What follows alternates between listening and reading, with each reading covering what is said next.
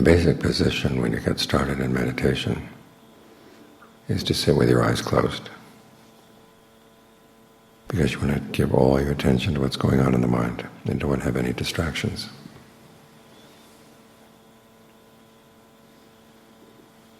It's like learning how to play the piano. You go off into a quiet room where you're by yourself.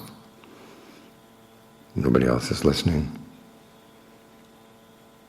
You don't have any distractions from outside. So you can focus entirely on what you're doing, what you're learning how to do. But you don't practice just to practice. You practice so that you can perform.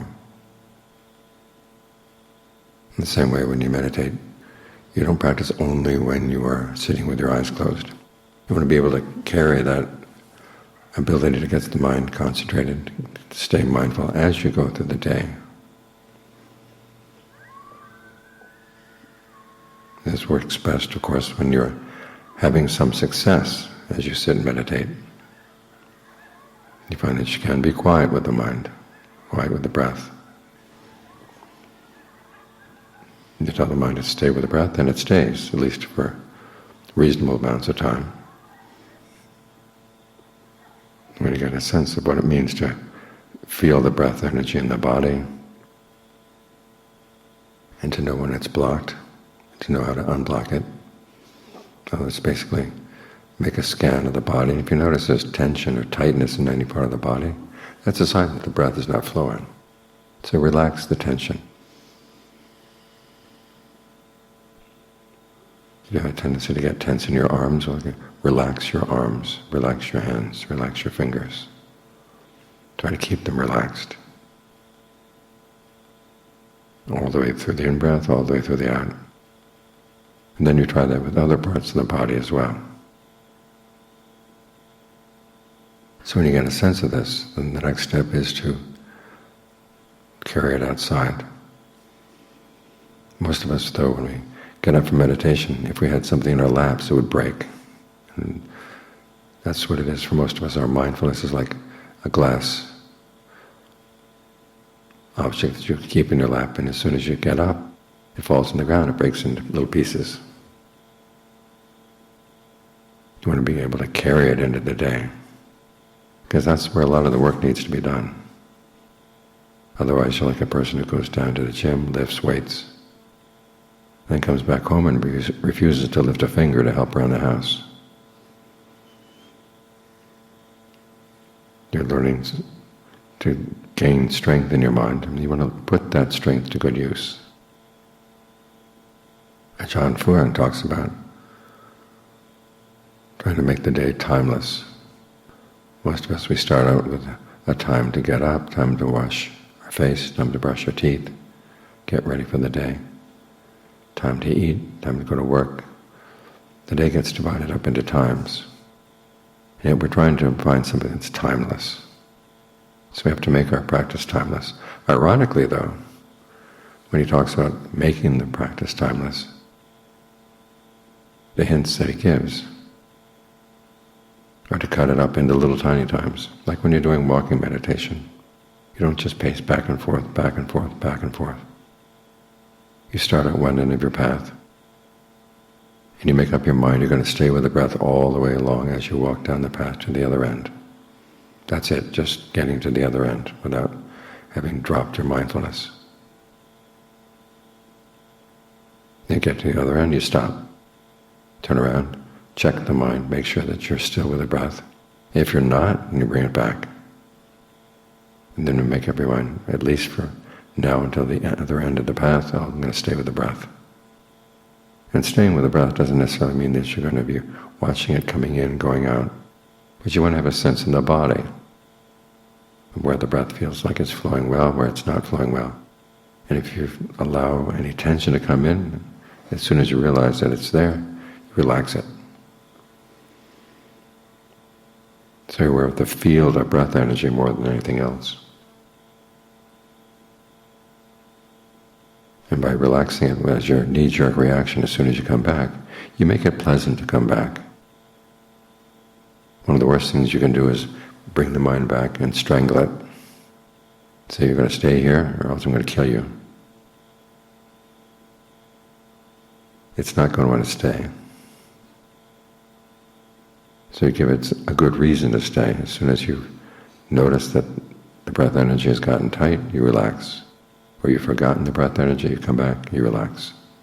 It feels good to come back. That's what you want.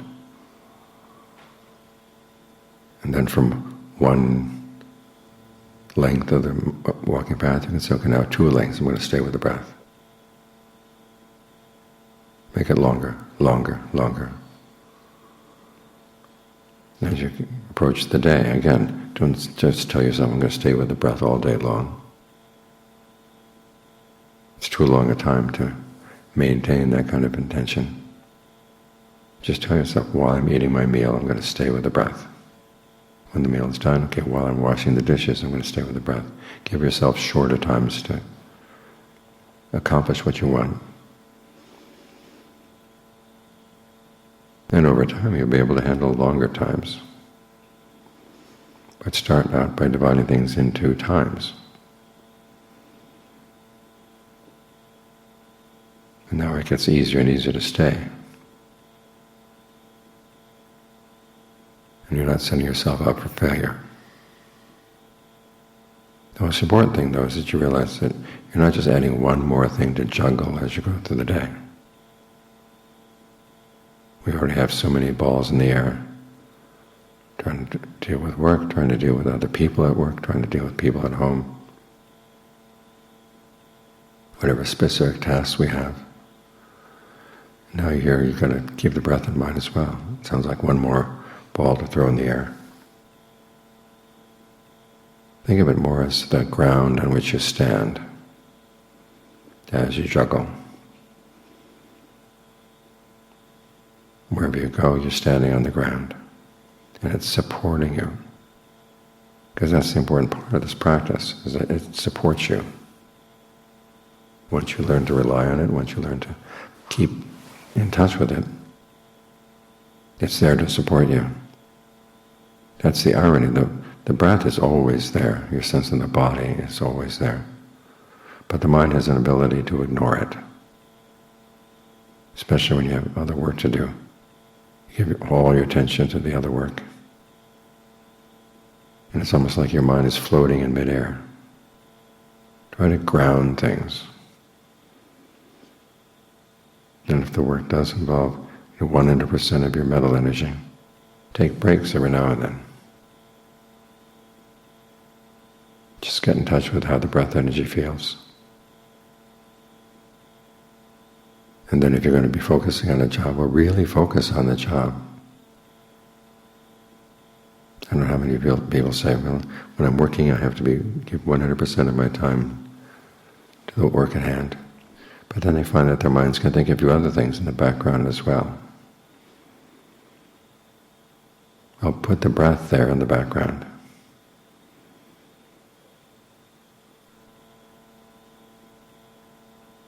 And then as for whatever tasks you have to do, try to be really focused on them, and focused on doing them well. This is one of the basic principles of the training in the forest tradition. I was with Ajahn Fuang. I learned how to wash spittoons. I learned how to place things so they didn't make noise. I learned how to put things in order. I learned how to watch him as he put things in order, because often he would not tell me what the order was. But I could observe. In other words, be intent on what you're doing.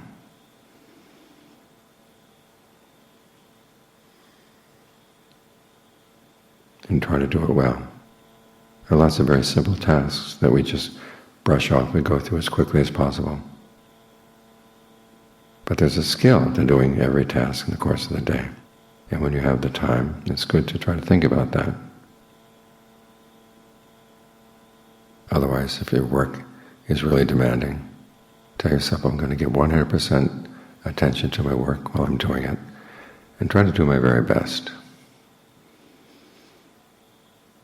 Because the habits you build up that way then get carried back into the meditation. In this way, the meditation supports your day, the work of the day supports your meditation. If you tend to be earnest in what you're doing in the course of the day, you'll be earnest in your meditation. If you're sloppy in the course of the day, you'll tend to be sloppy in the meditation. Let thoughts come into the mind and say, well, give the mind a little time to roam around